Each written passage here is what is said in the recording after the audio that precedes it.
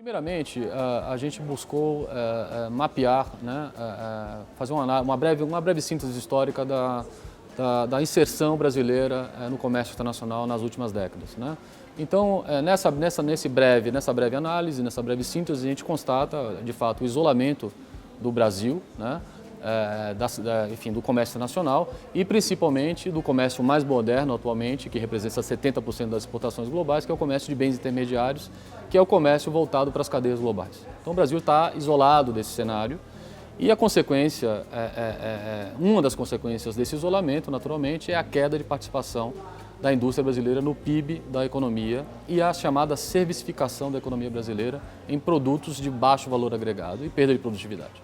Com relação aos acordos, a gente mostra no nosso estudo que Estados Unidos e Europa seriam parceiros naturais de comércio brasileiros, né? Parceiros naturais são aqueles parceiros que comercializam bastante, né, com uma determinada economia e que, portanto, seriam os fornecedores mais eficientes e com os quais uma abertura em potencial traria mais ganhos de comércio para a economia, né, para a economia brasileira.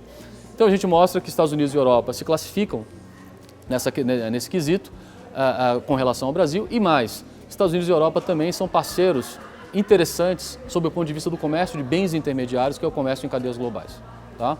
O resultado final do estudo aponta para duas formas de inserção relativamente distintas, né? Como o Brasil comercializa, o padrão de comércio, digamos assim, com a Europa é um tanto diferente do padrão de comércio com os Estados Unidos. O comércio com os Estados Unidos ele tem uma característica muito mais intra-indústria, né? E o comércio brasileiro com a União Europeia tem uma característica muito mais interindústria, né? Intersetorial. Então, a gente mostra com o nosso estudo que, no longo prazo, um acordo com ambos, né, traria ganhos significativos para a economia brasileira, em termos de PIB, em termos de inserção no comércio internacional, mas com características relativamente distintas. No caso dos Estados Unidos, um maior ganho, digamos, relativo para os produtos manufaturados, para a indústria de transformação, e no caso com a Europa, um maior ganho para produtos para o setor agrícola, né, e também do agronegócio. O melhor cenário seria, evidentemente, o Brasil negociar, né, a liberalização de barreiras tradicionais, tarifas, cotas, etc. Tá? E negociar ao máximo as barreiras não tarifárias. O pior cenário, evidentemente, seria o Brasil não fazer nada.